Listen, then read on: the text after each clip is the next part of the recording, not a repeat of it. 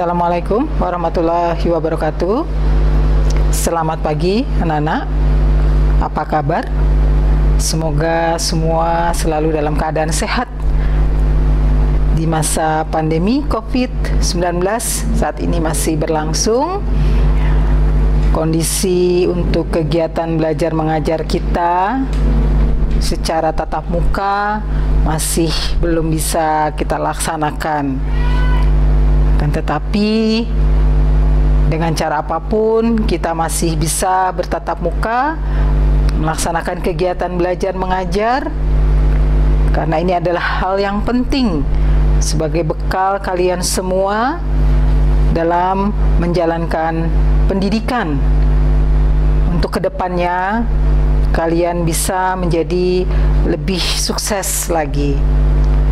Anak-anak, bagaimana? Sudah siap untuk mengikuti pembelajaran pada hari ini? Ini adalah pertemuan kita yang kedua, di mana sebelumnya pada pertemuan kita yang pertama kita sudah bahas tentang KD-KD yang harus dipelajari di kelas 12 ini. Semoga kalian bisa mengikuti dengan sebaik-baiknya. Sebelum kita masuk kepada pembahasan untuk pertemuan kali ini, Ibu mengingatkan jangan lupa kalian mengisi daftar hadir pada link di bawah ini ya, karena ini penting sebagai bagian dari penilaian.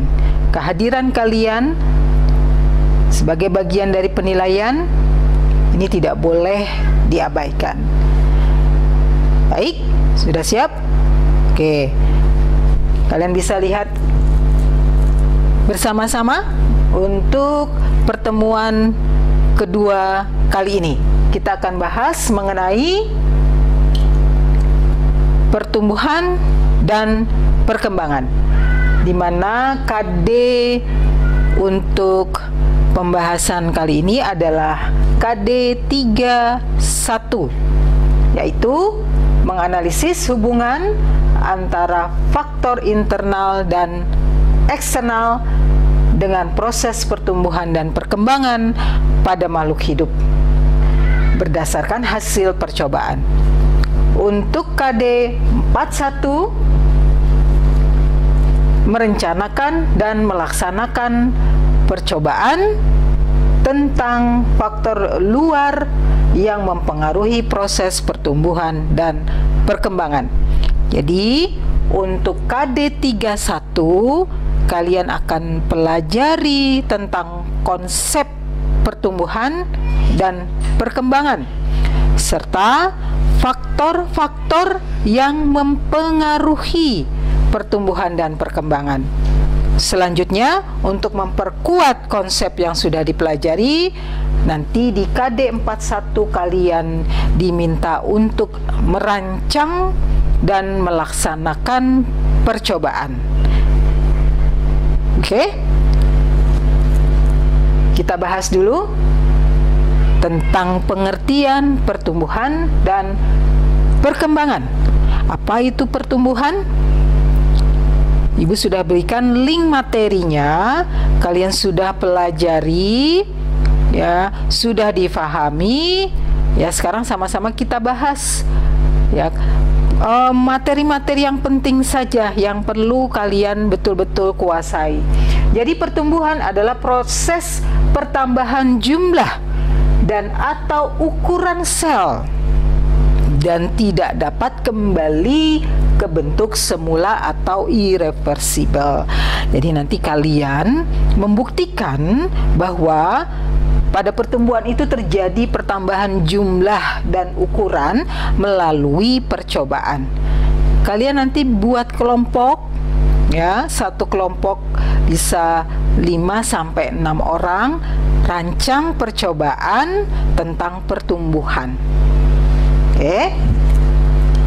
Nah, jadi nanti kalian bisa amati seperti gambar di bawah ini, ya, mulai dari tumbuhan itu kecil sampai tumbuhan itu tumbuh menjadi besar.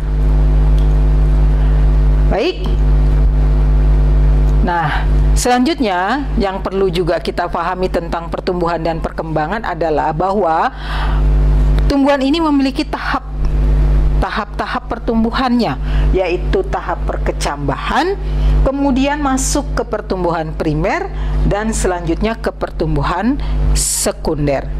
Jadi nanti secara bertahap ini kalian bisa pahami apa perbedaannya, bagaimana proses dari pertumbuhan pada tumbuhan. Ya, nanti kita akan bahas dulu satu persatu.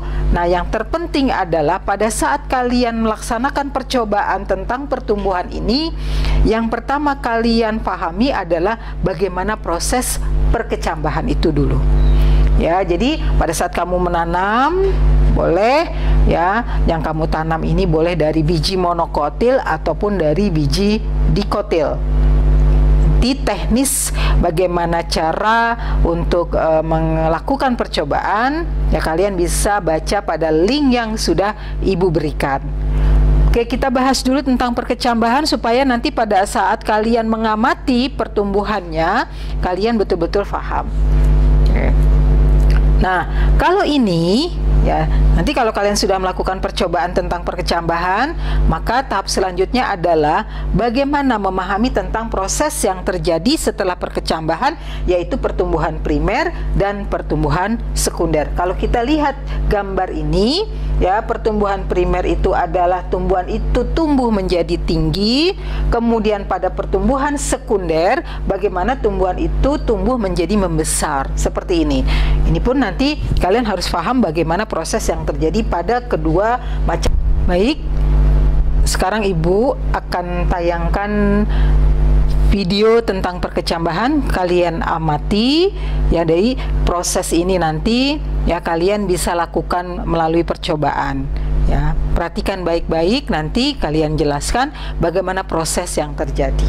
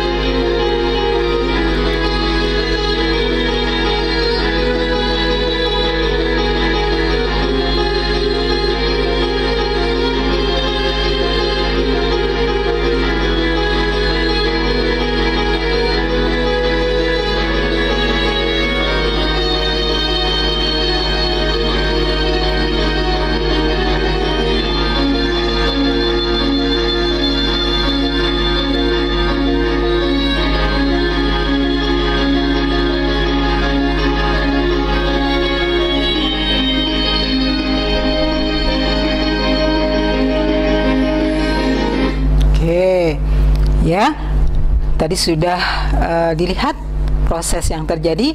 Sekarang perhatikan baik-baik. Pada saat nanti melakukan percobaan, kalian menanam baik biji monokotil maupun biji dikotil, perhatikan pada proses pertumbuhannya. Jadi ini adalah proses perkecambahan.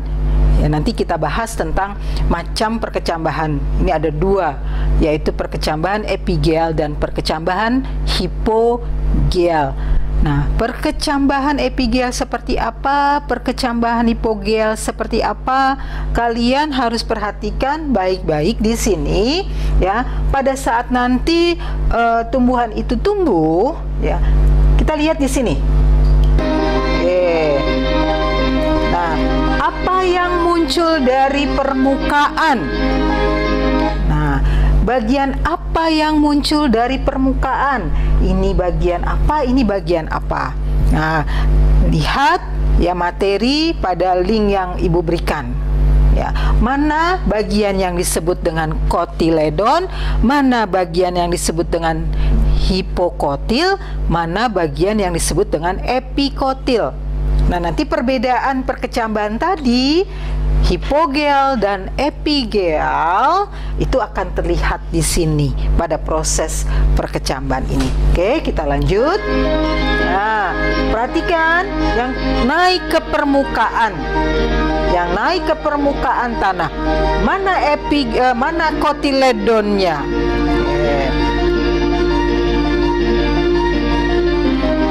Oke. Nanti pada saat melakukan percobaan juga, ya kalian sebutkan, kalian tuliskan, kalian tunjukkan. Kalian tunjukkan ini bagian ini namanya apa, yang ini bagian ini namanya apa, ini bagian ini namanya apa. Dan ini termasuk perkecambahan yang mana? Epigel atau hipogel? Perhatikan, lihat di sini pada saat naik ke permukaan tanah. Ya, kita lanjut. Oke, ini bagian yang ini ya, kita lihat ini ada yang jatuh. Ini apa ya? Gitu.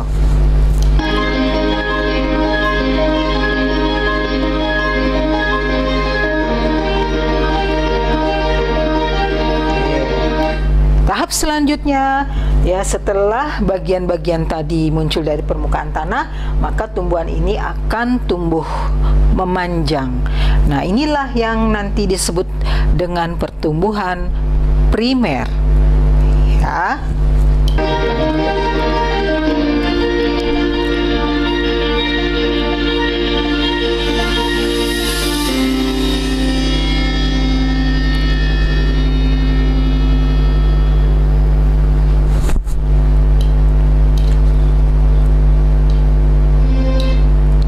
Baik, mudah-mudahan sudah paham ya dengan melihat video tadi. Baik, kita rangkum proses yang terjadi. Sekali lagi, ini tadi, ini bagian apa, ini bagian apa ini, ya. Lanjut, ya. Ini tadi ada istilah kotiledon.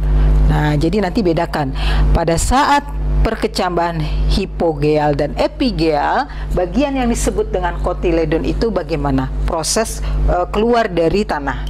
Oke, lanjut. Ini berikutnya dan yang berikutnya. Nah, jadi proses perkecambahan diawali ya, kemudian lanjut kepada proses pertumbuhan primer. Oke, nah ini yang tadi Ibu jelaskan bahwa perkecambahan itu adalah perkecambahan epigel dan hipogel. Nanti kalian cari perbedaannya, bagaimana proses perkecambahan tersebut. Ya, nah ini tugas kalian. Nanti dicari apa yang dimaksud dengan perkecambahan epigel dan hipogel. Kemudian kalian tulis jawaban kalian, kirim ke email Ibu. Ya, Ibu tunggu. Selanjutnya, yang berikutnya adalah tugas berikutnya, perhatikan kedua gambar ini. Perhatikan kedua gambar ini, apa perbedaannya? Ya, kedua gambar ini adalah macam dari perkecambahan epigel dan hipogel. Tetapi yang harus kalian cari tentang perbedaan kedua gambar ini, ya, apa nih perbedaan pertumbuhannya? Jangan lupa ya, tulis jawabannya, kemudian kirim ke email Ibu berikut ini. Jelas? Nah, untuk menambah pemahaman kalian tentang proses pertumbuhan dan perkembangan yang diawali dengan perkecambahan, kalian bisa lihat pada link YouTube yang Ibu berikan. Ya, di situ kalian bisa mengeksplor lagi bagaimana sih proses yang terjadi pada perkecambahan. Nah, percobaan yang kalian lakukan, ya kalian buat kelompok 5-6 orang, kemudian lakukan percobaan di rumah. Ya, kalaupun memang kan tidak bisa saling bertemu ya. Jadi masing-masing buat percobaannya, menanam pada satu wadah ya. Kemudian nanti di proses penanamannya, kemudian pengamatannya, data pengamatannya itu kalian ambil data foto dan videonya. Ya, jangan lupa ini. Kemudian bagaimana teknik laporannya? Ya, teknik laporannya nanti dalam bentuk foto serta video. Nah, kemudian ya Ibu mengingatkan juga di sini di dalam praktek untuk pertumbuhan perkembangan ini jangan lupa apa faktor yang mempengaruhi pertumbuhannya. Ya, jadi variabel-variabel yang kalian gunakan di dalam percobaan yang kamu lakukan, jangan lupa faktornya apa? Misalnya faktor eksternal. Faktor eksternal itu apa saja? Bisa cahaya, bisa air, ya. Intinya pada saat kamu melakukan percobaan, yang kamu lakukan itu adalah faktor cahaya yang berpengaruh pada pertumbuhan, atau faktor air, atau yang lain-lain. Ya, kalian bisa pelajari lebih detail lagi untuk pelaksanaan percobaan ini. Ya, kalian buka materi kembali. Ya, kalian pahami lagi untuk pertemuan yang akan datang, itu tinggal kalian presentasikan hasil percobaan tersebut. Bagaimana? Oke, untuk pertemuan hari ini ya, mudah-mudahan ya walaupun materi yang bisa tersampaikan singkat ya, tetapi yang bisa kamu pahami ini lebih banyak. Oke, untuk hari ini ya Ibu ucapkan kepada kalian sekali lagi tetap semangat ya, tetap semangat untuk belajar dimanapun kita berada ya, apapun yang kita lakukan bahwa ini adalah untuk kita semua. Sekali lagi ya, sebelum Ibu akhiri nanti ya, kalian bisa lihat untuk petunjuk percobaannya ya melalui link ini. Ya, kalian bisa lihat untuk melaksanakan percobaan tersebut. Oke. Sekali lagi tetap semangat ya. Jangan tanya kenapa aku terus berlari. Artinya kenapa kita harus terus belajar ya. Bertanyalah pada dirimu mengapa kamu masih diam saja. Kita diam saja, kita tidak dapat apa-apa. Oke? Gimana? Siap semua? Terus sekali lagi, apa yang kalian lakukan pasti akan mendapatkan hasil yang baik. Sekali lagi dari Ibu, lebih kurangnya mohon maaf ya bila ada kata-kata yang kurang berkenan. Ibu akhiri untuk pertemuan hari ini. Sekali lagi jangan lupa mengisi daftar hadir kalian ya. Assalamualaikum warahmatullahi wabarakatuh.